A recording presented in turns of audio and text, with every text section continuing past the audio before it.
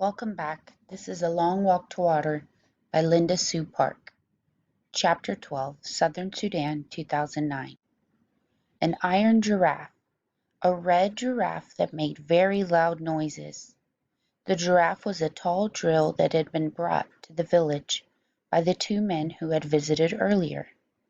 They had returned with a crew of 10 more men and 2 trucks, one hauling the giraffe drill along with other mysterious equipment and the other loaded with plastic pipe. Meanwhile the land was still being cleared. Nyla's mother tied the baby on her back and walked with several other women to a place between the village and the pond. They collected piles of rocks and stones and tied them up into bundles using sturdy cloth.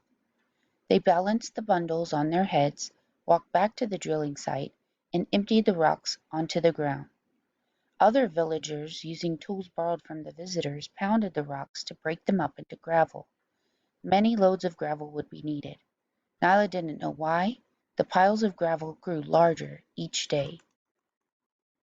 The clangor of machinery and hammer greeted Nyla each time she returned from the pond.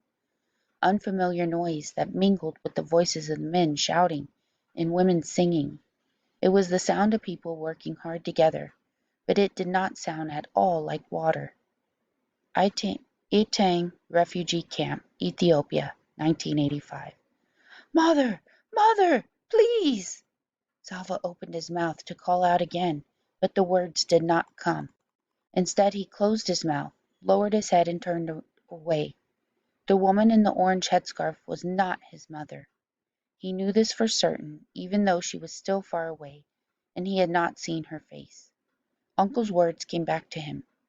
The village of Lun Arik was attacked, burned. Few people survived. No one knows where they are now. In the moment before calling out to the woman a second time, Salva realized what Uncle had truly meant, something Salva had known in his heart for a long time. His family was gone. They had been killed by bullets or bombs, starvation or sickness. It did not matter how. What mattered was that Salva was on his own now. He felt as though he were standing on the edge of a giant hole, a hole filled with black despair of nothingness. I am alone now. I am all that is left of my family.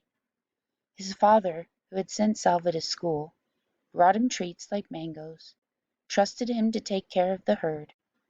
His mother, always ready with food and milk and a soft hand to stroke Salva's head. His brothers and sisters, whom he laughed with and played with and looked after. He would never see them again. How can I go on without them? But how can I not go on? They would want me to survive, to grow up and make something of my life, to honor their memories. What was it Uncle had said during that first terrible day in the desert? Do you see that group of bushes? You need only to walk as far as those bushes. Uncle had helped him get through the desert that way, bit by bit, one step at a time. Perhaps Salva could get through life at the camp in the same way. I need only to get through the rest of this day, he told himself, this day and no other. If someone had told Salva that he would live in the camp for 6 years, he would have never believed it. 6 years later, July 1991. They're going to close the camp. Everyone will have to leave. That's impossible. Where will we go? That's what they're saying. Not just this camp, all of them. The rumors skittered around the camp. Everyone was uneasy. As the days went by, the uneasiness grew into fear. Salva was almost 17 years old now, a young man. He tried to learn what he could about the rumors by talking to the aid workers in the camp. They told him that the Ethiopian government was near collapse. The refugee camps were run by foreign aid groups, but it was the government that permitted them to operate. If the government fell, what would the new rulers do about the camps? When the question was answered, no one was ready. One rainy morning, as Salva walked towards the school tent, long lines of trucks were arriving. Masses of armed soldiers poured out of the trucks and ordered everyone to leave. The orders were not just to leave the camp, but to leave Ethiopia. Immediately there was chaos. It was as if people ceased to be people and instead became an enormous herd of panicked, stampeding, two-legged creatures. Salvo was caught up in the surge. I did it again. Sorry, guys.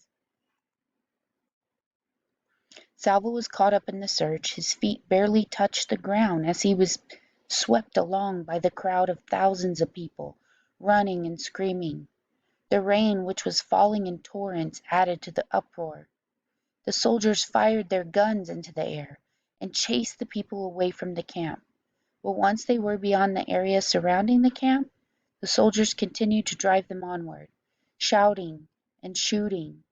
As he dashed ahead, Salva heard snatches of talk. "The river! They're chasing us towards the river!" Salva knew which river they meant, the Gilo River, which was along the border between Ethiopia and Sudan. "They were driving us back to Sudan," Salva thought. "They will force us to cross the river." It was the rainy season. Swollen by rains, the Gilo's currents would be merciless. The Gilo was well known for something else too, crocodiles.